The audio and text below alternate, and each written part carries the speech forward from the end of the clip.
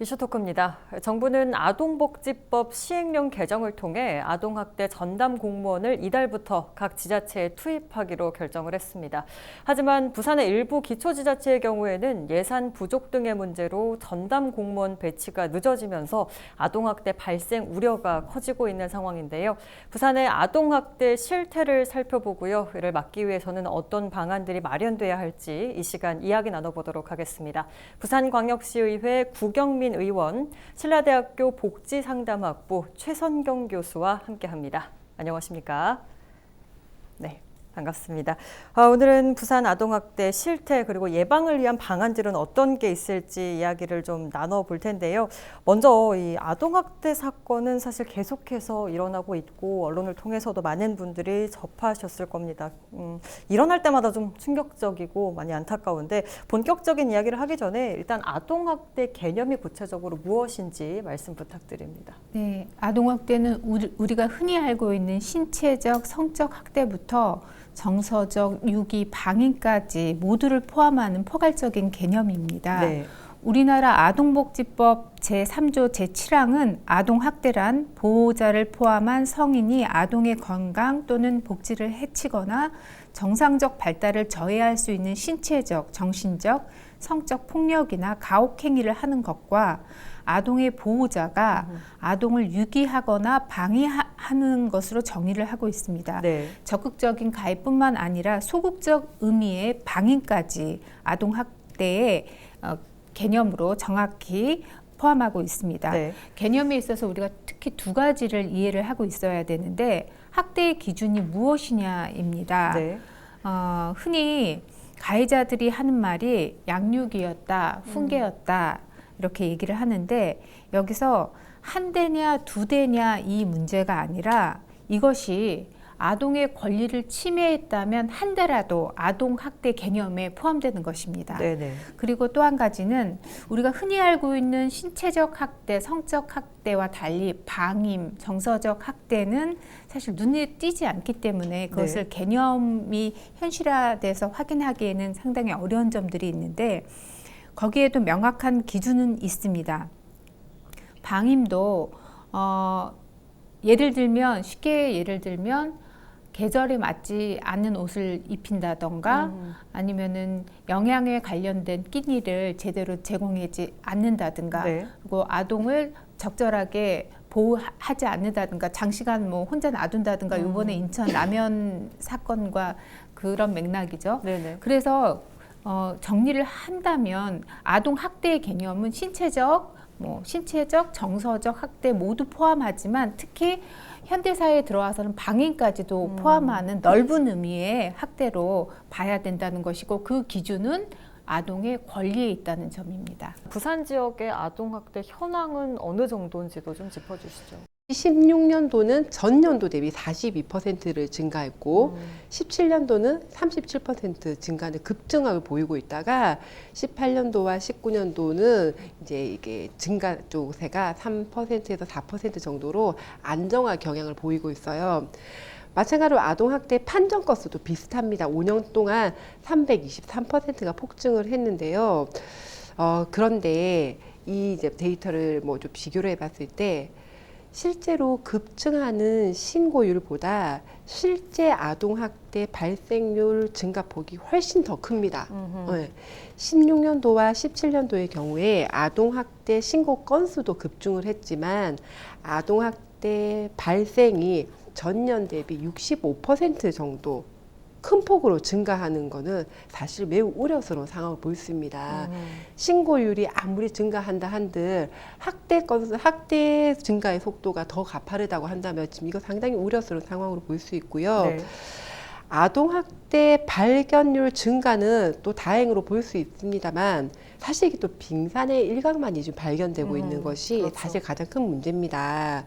아동학대에 대한 사회적 관심이 증가됨에 인해서 14년도에 0.72%에 불과하던 게 19년대에는 3.64%까지 증가를 했습니다.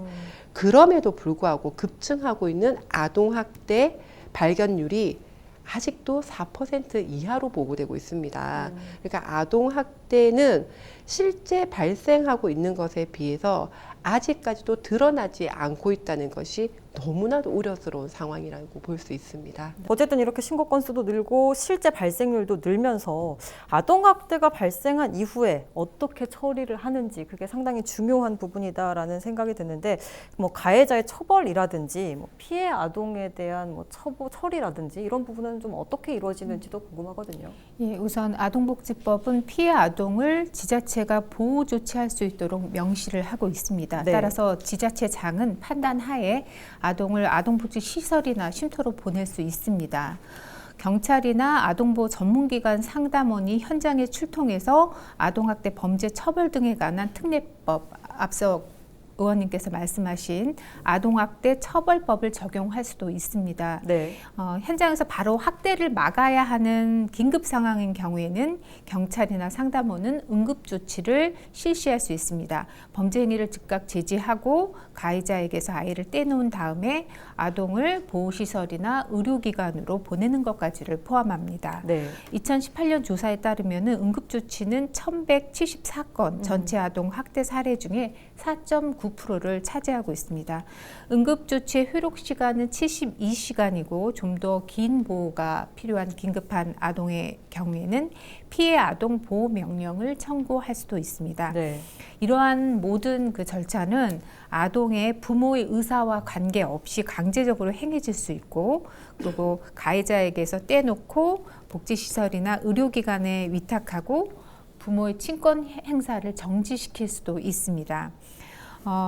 피해 아동뿐만 아니라 가해자에게 대한 조치도 동시에 행해지고 있는데 네. 학대 가해자에게는 상담이나 교육 같은 다소 가벼운 조치부터 유치장이나 구치소로 보내는 등의 비교적 강한 조치까지 취하게 됩니다. 실제로 이 아동학대가 한 번에 그치지 않고 계속해서 되풀이되는 경우가 늘어나고 있는데요. 솜방망이 처벌이 문제다, 제대로 조치가 이루어지지 않은 거다라는 목소리들이 참 많이 나오고 있습니다. 아동학대에 대한 후속 조치는 그럼 구체적으로 어떻게 이루어지고 있는지 설명해 주시죠. 예, 이게 피해 아동에 대해서 이제 조치가 된다면 제일 먼저 원가정, 아동이 있던 원가정으로 다시 되돌아가는 것, 그 원가족 보호, 네. 그리고 그 가정에서 분리하는 분리 보호, 그리고 원가정은 아니라 하더라도 뭐 위탁 가정이지 어떤 형태이든 간에 가정으로 복귀하는 것, 그리고 최악의 상황에는 뭐 사망까지도 이게 그 조치 결과로 분리해서 나누어 볼 수 있는데요. 네. 우리 부산 같은 경우는 부산 여성 가족 개발원 보고서에 따르면 우리 부산도 전체적 그 전국적인 현황과 크게 차이 나지 않는데 거의 뭐 한 68%, 70% 정도가 원 가정으로 다시 돌아갑니다. 가정 내에서 학대가 이루어졌다 하더라도 일단은 그 보호자가 의지가 있고 그리고 가족 기능을 회복하고자 할 때는 뭐 원가정 보호가 대부분 많이 이루어지는데요. 네네. 문제는 아동학대가 주로 가정 내에서 부모한테서 일어난다고 볼 때 이 원가정 보호 조치가 이렇게 많은 것이 올바른가에 대해서 이제 고민이 저희가 좀 해봐야 될 문제고요. 네. 어떤 전문 기관에서 발표한 보고서에 의하면 피해 아동 10명 중에서요, 8명 이상이 학대 가정으로부터 분리되지 않은 채 학대 이후에 계속 같이 생활을 하다 보니까 이게 재범이 많아져요. 네. 그래서 결국 재학대가 발생해도 대부분 원래 가정에 남아 있거나 초기에 분리됐다가도 또 다시 집으로 돌아가 버리게 되면 사후 관리가 사실상 불가능하죠. 네네. 네. 아동학대 사례 중에서도 실제로 이렇게 사법 처리가 되는 경우가 거의 없어요. 3.3%에 불과하다고 나와 있거든요. 네네. 그리고 실제로 아동학대를 다루는 상담원들도 성학대나 정말 또 성적인 학대나 심각한 폭력이 있는 정도가 돼야지만 형사처벌이 이루어지기 때문에 웬만한 가정폭력이 신고되거나 뭐 학대 정도는 보호자한테 어떤 그냥 보호 처분 수준에서 마무리되는 경우가 많기 때문에 네네. 현장에서도 참 무기력하게 이것을 방치라는 건 좀 그렇지만 어쩔 수 없이 그걸 받아들이는 상태가 대부분이고요. 네. 그래서 아동학대가 일어나는 현장에서는 불처분이 되거나 아니면 무죄 가능성이 대부분 높기 때문에 그냥 현장에서 고소 고발을 하는 것도 뭐 보호기관이나 피해 당사자가 자신 있게 할 수가 없어요. 네, 이게 솜방망이 처벌이 많다 보기 때문에. 이제 이달부터죠. 지방자치단체가 아동의 보호를 이제 전담해서 맡는 공공 아동보호 체계를 가동을 했는데 구체적으로 이렇게 변화가 생기면 어떤 부분이 변화가 있는 건지 말씀 부탁드립니다. 예, 10월부터는 지방자치단체가 아동학대 예방 등 전반적인 아동보호를 책임을 지게 되는데 네네. 말씀하신 것처럼 그러면은 기존에 있었던 지역아동보호 전문기관에서 행했던 것들이 그 인력이 너무 적다 보니까 지금 말씀하신 대로 아이들이 이 긴급한 조치 그리고 원가족의 회복의 문제, 뭐 복귀의 문제 다양한 것들을 그 전문 인력 가지고는 상당히 어려운 부분들이 있었습니다. 네네. 그런 문제로 인해서 많은 인력이 배치가 되면은 지금 이러한 문제들뿐만 아니라 지금 빙상의 일각이라고도 말씀하셨는데 보다 많은 아동들이 그 아동학대로부터 보호를 받지 않을까 생각되는 거죠. 예방적인 차원이라고도 볼 수가 있는데요. 네.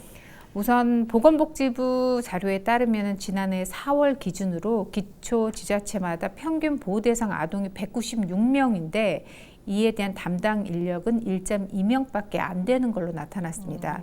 역할이 상당히 막중함에 비해서 현장 조사, 상담 인력 너무 부족한 것이 사실입니다. 네네. 그리고 또한 그 현장 조사와 상담 이런 모든 것들이 전문적인 부분들이 요하는데 여기서는 법적인 권한도 같이 요구하게 되는 부분들이 있습니다. 왜냐하면 우리 유교 사상에서는 내 자식 내가 훈계하고 있는데 양육하고 있는데 이제 공기관에서 아니면은 뭔가의 외부의 투입에 의해서 제재를 받는다고 한다면 이것이 어떤 권한을 가지고 있어야 되는데 현재는 그 10월 이전부터는 이전에는 그 빈자리를 민간기관에서 많은 부분 수행을 하다 보니까 여러 우려가 있었던 것이 사실입니다. 네. 그래서 그러면은 기존에 일을 하고 있었던 지역 아동 보호 전문기관에서는 무엇을 하게 되느냐? 사례 관리에 집중을 하게 됩니다.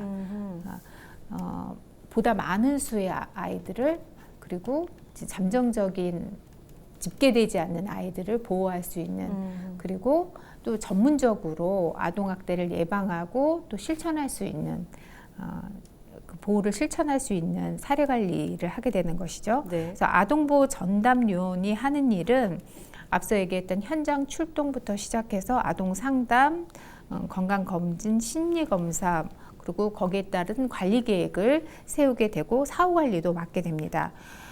이번 달부터 시행이 돼서 우선 100개 기초지자체에 내년까지 모든 기자체에 배정이 됩니다. 100개의 기초지자체에 배정이 되고 네, 배정이 내년에는 내년까지 모든 기자체에 배정이 됩니다. 이렇게 되면은 지금 인력 부족으로 인해서 어려웠던 아동의 공공보호 체계에 어느 정도 예방의 차원에서 효과를 볼 수 있으리라고 기대를 하고 있습니다. 각 지자체마다 이 전문 인력 확보가 좀 관건이 되지 않을까라는 생각이 드는데 부산 같은 경우는 그럼 전문 인력의 현황이 어떤지도 궁금합니다. 네, 지금 이 사업은요, 이제 시작하는 사업이거든요. 네네. 그래서 지금 모든 사업들은 마중물 형태로 보아야 될 것 같아요.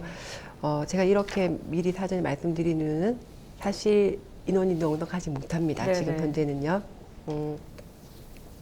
부산시 같은 경우는 2020년 현재 16개 구군 중에 15개 구군에 아동학대 전담 공무원이 23명, 아동보호 전담 요원이 23명 해서 그 외에 기타 인원까지 포함해서 총 57명이 배치되어 있는데요. 상당히 사실 굉장히 부족한 실태죠. 네. 아까 앞서 그 교수님도 말씀하셨다시피 일단은 복지부에서 100군데 시범사업 먼저 하고 그리고 전국으로 다 각 지자체마다 깔겠다는데 아마 이 각 지자체마다 좀 촘촘하게 고민들을 좀 해봐야 될 것 같아요. 아동 수가 많은 곳과 사실 뭐 출산율이 거의 없어서 지금 아동수가 없는 곳도 있을 그렇죠. 테고요. 그리고 뭐 특정 지역에 좀 오해될 수 있는 발언도 있지만 보수적인 좀 농어촌 지역으로 가면 갈수록 아동의 문제는 그 가족의 문제, 어떤 개인의 문제라고 더 생각하기 때문에 사실 이웃에서 봤을 때도 부모가 자식 교육시키고 훈육하는데 그거 뭐 신고할 것도 아니고 개입할 것도 아니라는 생각 때문에 사실 도시의 정서하고는 또 조금 아동 인권에 대해서 약간씩 온도차가 다른 경우도 있거든요. 네네. 그럴 경우에 단순히 그 각 구군, 시구군 단위로 공무원을 일괄적으로 동일하게 배치를 하거나 그리고 뭐 아동수에 따라서 동일하게 배치를 한다는 거는 이 사업을 촘촘하게 좀 판단하거나 사업을 이끌어가기엔 좀 힘들 것 같아요. 하지만 대부분 이게 또 국시비 매칭해서 매칭되는 예산을 또 생각하다 보면 또 그냥 또 천편일률적으로 뭐 인구수 대비, 그렇죠. 아동수 대비, 그다음 지역의 그 규모나, 대비의 네. 규모에 따라 가지고 공무원이 전담되게 될까 사실 그 점이 매우 우려스럽습니다. 네, 그래서 네. 지금 저도 오늘 인터뷰를 앞두고 부산시가 앞으로 향후 어떻게 살 것인지에 대해서 조금 시 공무원하고 논의를 했는데 네. 아직까지 우리 부산시도 명확한 입장을 지금 못 내고 있어요. 어쨌든 정부에서 시작을 하니까 발 보조해서 발을 맞추겠는데 요거 한 몇 달 동안 운영하다 보면 분명히 문제점도 발생하게 될 거고 그리고 부산시가 자체적으로 우리 시 관내에서 맞춰서 할 수 있는 범위가 어느 정도인지 고민을 해서 뭐 시의회에서도 적극적으로 행정의 목소리를 좀 내어서 우리 부산시 현실에 맞는 인력 배치가 될 수 있도록 뭐 예산이든 어떤 적극적으로 저도 관심을 갖도록 하겠습니다. 네. 예. 그렇다면 주변에서 이렇게 아동학대가 있는 것 같다라는 의심이 든다거나 뭐 목격을 했을 때 사실 신고하기가 좀 꺼려지거나 좀 조심스럽거나라는 생각이 있을 것 같은데 그래도 목격하거나 그런 상황을 봤을 때는 어떤 조치를 좀 취해야 됩니까? 신고죠. 그냥 신고입니다. 네네. 신고가 가장 중요합니다. 신고는 24시간 늘 받는 것이고 네. 전화 112로 하면 아동보호 전문기관과 또 연결이 되는 것이죠. 아동학대 처벌법에서는 아동학대 신고 의무자를 또 지정하고 있습니다. 네네. 신고 의무자의 역할이 중요합니다. 신고 의무자라고 얘기할 때는 학교, 유치원, 어린이집, 의료인, 직군으로 따지니까 24개의 직군이 포함이 됩니다. 네. 해당이 됩니다. 그래서 아동과 주로 밀접하게 아동을 관찰하고 목격할 수 있는 사람들이죠. 만약에 신고 의무자들이 소극적으로 대하게 되면 문제의 파장은 너무 심각해지는 것처럼 문제는 신고 의무자가 아동학대의 징후가 무엇인지 충분히 인식을 하고 있어야 한다는 것입니다. 네네. 아주 작은 것이라도 의심이 되는 징후가 보이면 주의를 기울여야 됩니다. 그리고 가능한 한 많은 정보를 찾아서 기록하는 것도 중요하겠습니다. 신체적 학대 같은 경우에는 바로 드러나서 신고할 수 있지만 네.